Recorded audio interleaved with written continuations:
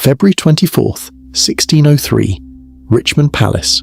A dying woman whispers a confession that will shatter the most powerful monarch in Europe.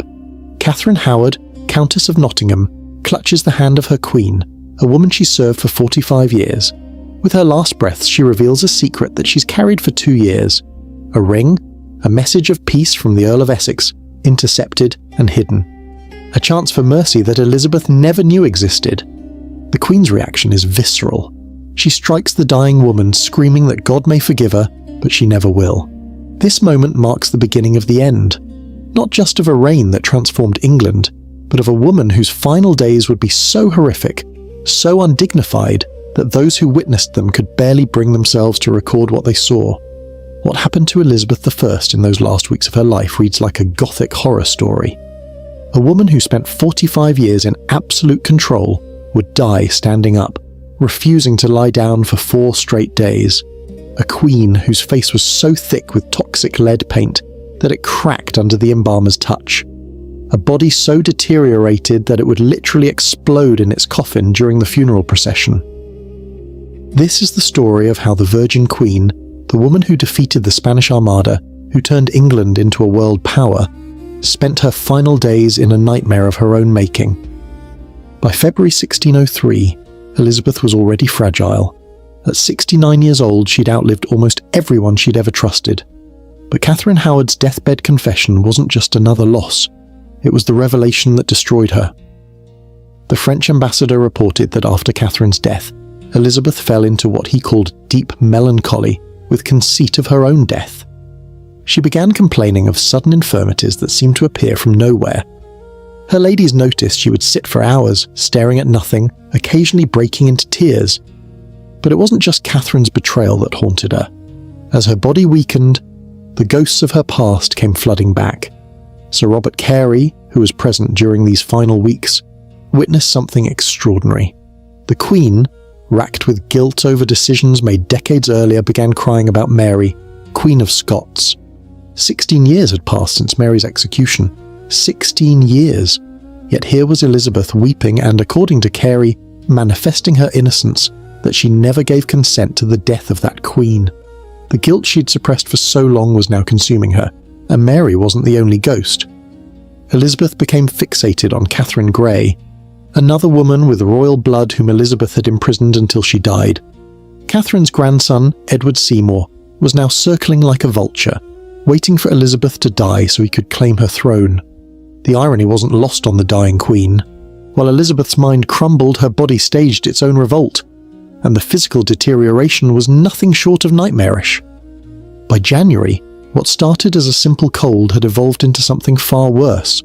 Contemporary sources describe what they called a defluxion in the throat, what modern pathologists now believe was quinsy, a peritonsillar abscess.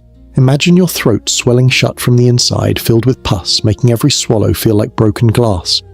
The Venetian ambassador reported that her throat showed infected glands like almonds, swollen, painful and oozing, but the throat infection was just the beginning. Elizabeth's teeth, what few remained, were black stumps of decay. Decades of sugar consumption, combined with the mercury treatments common at the time, had rotted them from the inside out. The dental abscesses were so severe that the infection spread to her neck glands. She couldn't eat. She could barely drink. The pain was constant, excruciating. Then came the discovery that horrified her courtiers. Her coronation ring, the symbol of her marriage to England, worn continuously for 45 years, had grown into her flesh. William Camden recorded the grotesque detail. The ring had so grown into her flesh that it could not be drawn off. Think about that. The ring had been there so long, through so much swelling and weight gain over the decades, that her finger had literally grown around it. They had to file through the gold while she watched, the metal embedded so deep in her swollen flesh that it left a permanent groove in the bone. The cutting of the ring wasn't just physically painful, it was symbolically devastating. Camden himself noted it was a sad presage, as if it portended that the marriage with her kingdom, contracted by the ring, would be dissolved. The quinsy in Elizabeth's throat was just one symptom of a body in total system failure. Dr. Lister, one of Elizabeth's physicians, later described symptoms he was too frightened to record while she lived. Her urine had turned dark brown, a sign of kidney failure, likely from decades of mercury and lead poisoning. Her legs were so swollen with edema that her shoes had to be cut off.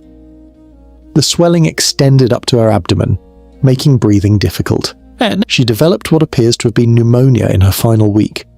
Witnesses described her breathing as rattling, with periodic coughing fits that brought up blood-tinged sputum. The combination of the throat infection, pneumonia, and fluid in her lungs meant she was essentially drowning in her own body fluids. But perhaps most disturbing were the neurological symptoms. Beyond the memory loss and confusion, Elizabeth began experiencing what her ladies described as fits. She would suddenly go rigid, her eyes rolling back, her body trembling. Modern physicians reviewing the accounts suggest these were likely seizures caused by the lead poisoning reaching critical levels in her brain. The royal physicians tried everything. They attempted to bleed her, but she refused. They prepared poultices of horse dung and wine, the standard treatment for throat infections, but she wouldn't let them near her. Dr. Lister wrote that she would not suffer any physical medicine, convinced that the doctors themselves were trying to poison her. In desperation, they tried to feed her cordial broths through a tube, but her throat was so swollen and painful that even this was impossible. For the last 3 days of her life, she consumed nothing but a few spoonfuls of sugared water. But perhaps the most insidious killer was something Elizabeth applied to herself every single day: her makeup. For over 40 years, Elizabeth had painted her face with Venetian ceruse, a mixture of white lead and vinegar. Every morning, layers upon layers of this toxic paste were applied to hide the scars from her smallpox, to maintain the illusion of eternal youth. The lead seeped through her skin, accumulating in her body, slowly poisoning her from the outside in. By 1603, the symptoms were undeniable. Her hair had fallen out, not thinned but fallen out in clumps, leaving her nearly bald. She wore increasingly elaborate wigs to hide it. Her memory, once sharp enough to speak 6 languages fluently, began to fail. She would forget names, lose track of conversations mid-sentence. Modern toxicologists studying historical accounts have identified classic signs of chronic lead poisoning: the hair loss, the cognitive decline, the muscle weakness, the abdominal pain she frequently complained of. Some historians even suggest the lead poisoning contributed to her psychological breakdown. Hallucinations and paranoia are common in advanced cases. The makeup that had protected her image for decades had become her slow executioner. And the cruel irony: the more the lead damaged her skin, the more makeup she needed to hide the damage. A vicious toxic cycle that only ended with death. The Venetian ceruse was just the beginning of Elizabeth's toxic beauty regime. To achieve the blood-red lips that feature in every portrait, she used vermilion, mercuric sulfide.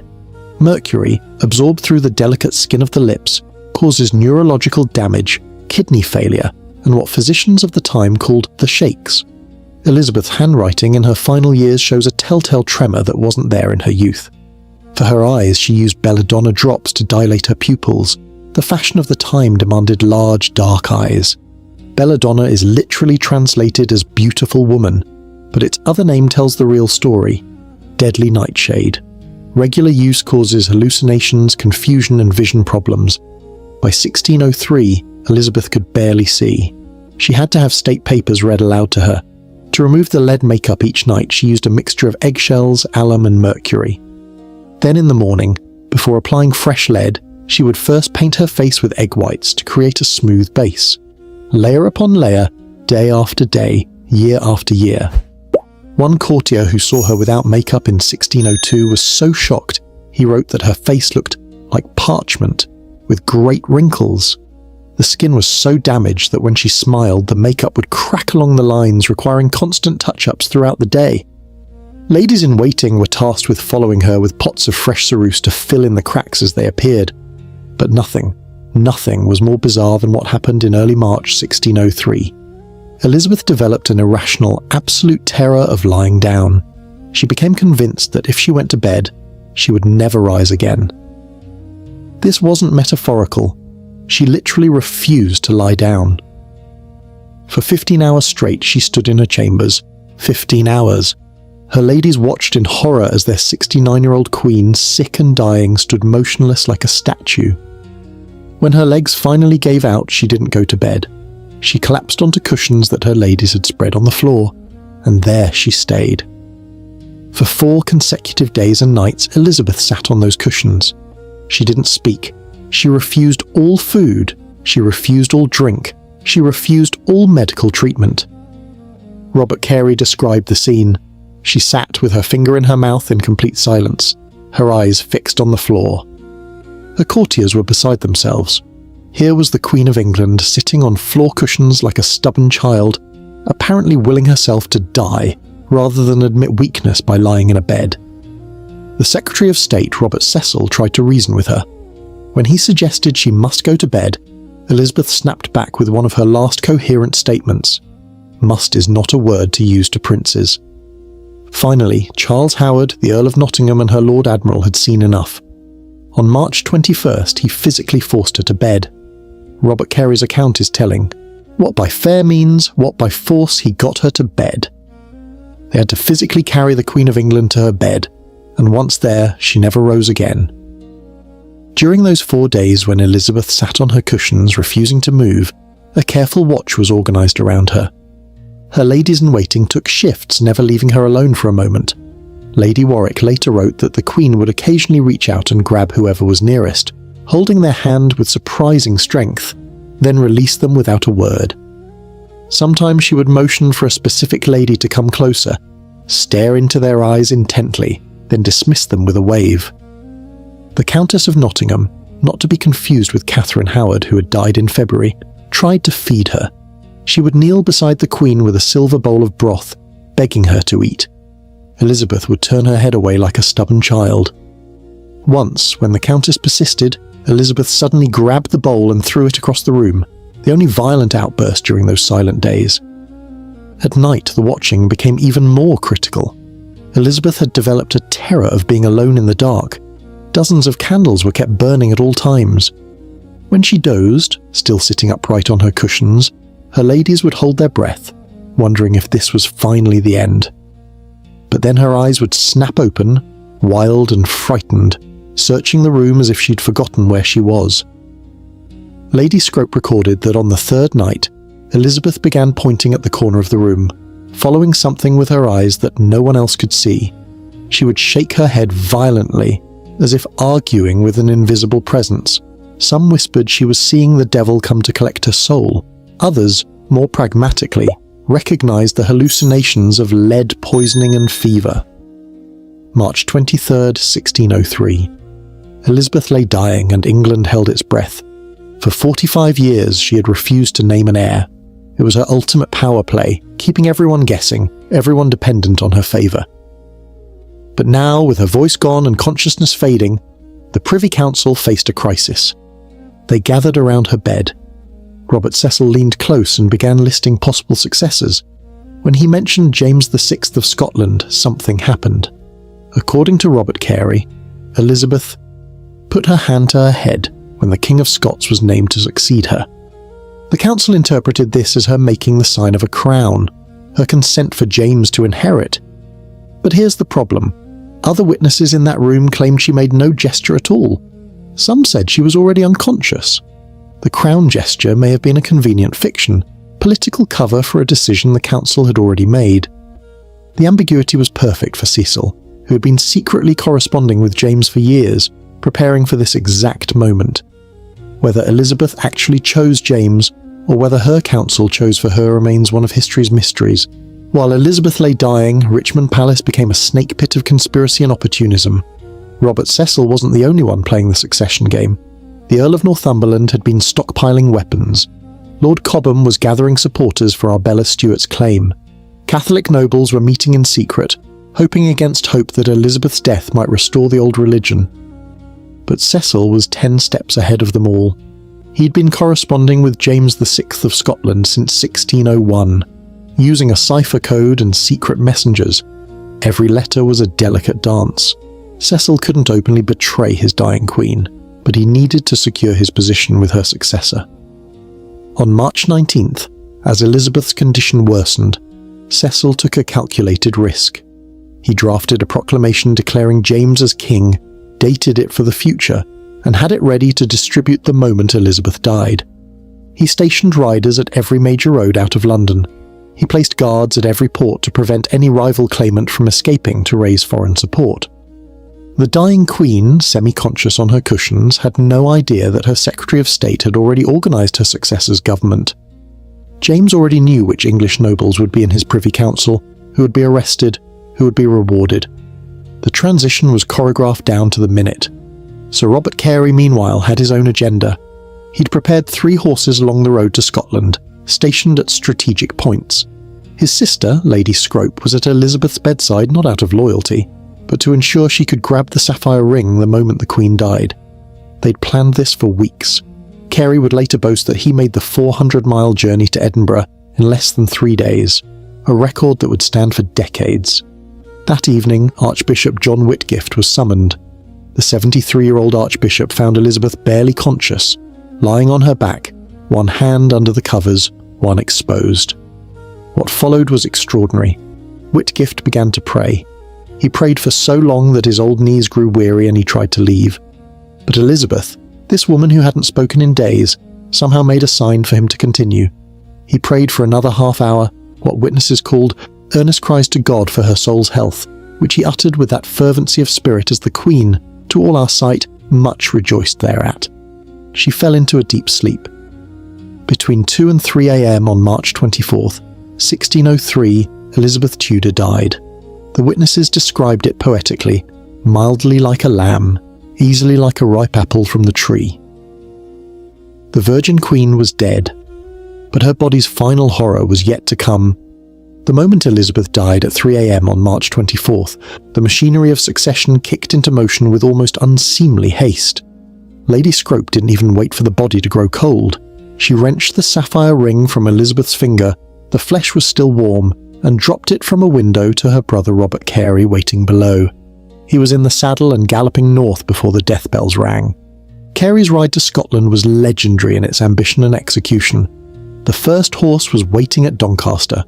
He rode it so hard that it collapsed just past York. The second horse got him to the Scottish border, where he fell during a river crossing and was kicked in the head, opening a bloody gash.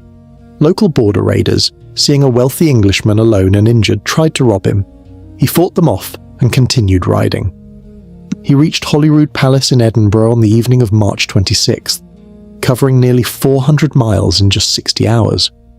When he arrived, caked in mud and blood, King James was already in bed. Carey insisted on being admitted immediately. He knelt by the king's bedside and hailed him as King of England, presenting the sapphire ring as proof. James, who had been waiting for this moment for years, played it cool. He questioned Carey closely about the circumstances of Elizabeth's death, the mood in London, the disposition of the English nobles. Only when satisfied did he reward Carey with a position as a gentleman of the bedchamber, though Cecil would later reduce this reward, angry that Carey had acted without official sanction. Elizabeth had been explicit. She did not want to be disemboweled after death. The idea of her body being cut open, her organs removed, horrified her. She gave clear instructions that this was not to happen. Robert Cecil ignored her wishes completely. Her internal organs were removed, her body was embalmed, and she was sealed in a lead-lined coffin. For over a month, her body lay in state while funeral preparations were made. Then, during the funeral procession to Westminster Abbey on April 28th, it happened. Attendants heard a loud crack from inside the coffin. The decomposition gases that had built up inside the sealed lead coffin had nowhere to go. The pressure built and built until finally, the body exploded. Some accounts describe it as sounding like a cannon shot. The putrefaction had literally burst the corpse open inside its metal prison. The attendants, horrified, continued the procession. What else could they do? They carried a coffin containing the exploded remains of England's greatest queen through the streets of London while thousands of mourners wept, completely unaware of the grotesque reality inside the lead box. The funeral on April 28th was a production worthy of Hollywood, masking the horror of what lay in the coffin. Over 1,600 official mourners processed through London. The streets were draped in black cloth. Every church bell in the city tolled in unison. The procession stretched for over a mile, taking 4 hours to pass any given point. The coffin itself was a masterpiece of deception. Covered in purple velvet and cloth of gold, it bore the crown, orb, and scepter. But the real genius was the effigy on top. Modelled by Maximilian Colt, it was so lifelike that people gasped when they saw it. The face was painted with the same white lead Elizabeth had worn in life. The red hair, which Elizabeth had lost years ago, was a wig made from silk. The hands, carved in wood, were exact replicas of her rings. The effigy wore a crimson velvet robe with an ermine collar, the same one Elizabeth had worn to her last parliament. Every detail was perfect, down to the jewelled buttons. It was Elizabeth as she wanted to be remembered, not the bald, toothless, lead-poisoned creature who had actually died. John Stowe, the chronicler, recorded that when the procession reached Westminster, there was such a general sighing, groaning, and weeping, as the like hath not been seen or known in the memory of man. But he also noted something strange. Many of the tears seemed forced. The professional mourners, paid to wail and beat their breasts, were going through the motions. Behind the pageantry there was relief. The old queen was dead. The succession had passed peacefully. England had a king again, a king with a wife and children, ensuring the succession for another generation. Some courtiers could barely contain their excitement about the new reign. When embalmers had prepared Elizabeth's body, they found a woman unrecognisable from her portraits. The white lead makeup was so thick it had formed a cracked shell over her face. When they tried to clean it, it came off in sheets, revealing damaged, discoloured skin beneath. Most of her hair was gone. Her teeth were black stumps or missing entirely. This was the reality beneath the illusion. The Virgin Queen revealed as a poisoned, deteriorated shell of her former self. She was initially interred in her grandfather Henry VII's vault, but even in death, Elizabeth couldn't rest. In 1606, James I had her moved to share a tomb with her half-sister Mary I, the very sister Elizabeth had lived in terror of, the Catholic queen whose throne Elizabeth had taken. The inscription reads, "Partners in throne and grave, here we sleep, Elizabeth and Mary, sisters in the hope of resurrection." The irony would have infuriated Elizabeth. After a lifetime of keeping Mary's memory suppressed, she now shares eternity with her. In the days immediately following Elizabeth's death, Richmond Palace became a monument to absence. Her private chambers were sealed on Cecil's orders, but servants later reported strange incidents. The Queen's favourite little dog, a spaniel, refused to leave her room. It sat by her empty bed, howling mournfully for days until someone finally removed it by force. It died within a week, having refused all food. Her collection of over 3,000 dresses was catalogued for distribution. Each gown was a work of art, cloth of gold, silver tissue, velvets embroidered with pearls and gems. But when the wardrobe mistresses opened them, they found many were rotting from the inside out. The lead from her makeup had transferred to the fabric, eating through silk and velvet like acid. Dresses worth fortunes crumbled at a touch. Her cosmetics table was left exactly as it was the morning she died. Pots of ceruse, half used, the vermilion for her lips, the belladonna drops, the tools of her transformation, brushes, sponges, cloths stained white with lead. Cecil ordered everything burned, but not before one courtier recorded that the smell from the cosmetics was most foul and pestilent. The throne room at Richmond stood empty for 3 days after her death, no one quite sure what to do with it. Should they wait for James? Should they remove Elizabeth's coat of arms? In the end, it was decided to leave everything exactly as it was until the new king arrived. When James finally entered the throne room in May, he reportedly recoiled at Elizabeth's portrait hanging behind the throne. He ordered it removed immediately and replaced with his own. The greatest queen in English history was already being erased, her image packed away into storage like the woman herself had been packed into lead and buried. Elizabeth I's death was a masterclass in the price of absolute power. Every decision she'd made to maintain control, the toxic makeup, the refusal to name an heir, the isolation from human affection, came back to destroy her in the end. The lead that gave her the face of a queen slowly poisoned her mind and body. Her refusal to show weakness left her dying on floor cushions, too proud to lie in a bed. The bodies she'd ordered broken, Mary Queen of Scots, Catherine Grey, haunted her final consciousness with guilt that 16 years couldn't erase. She died as she had lived, alone, defiant and desperately trying to control an image that had already cracked beyond repair. The explosion of her corpse in its coffin feels almost metaphorical, the final violent rejection of the imprisonment she'd placed on herself. Elizabeth gave everything to be queen. In the end, that crown cost her everything that makes us human. She died not as a woman, but as a grotesque monument to her own power, painted, poisoned, and ultimately, alone. The Virgin Queen got her wish. She remained married only to England.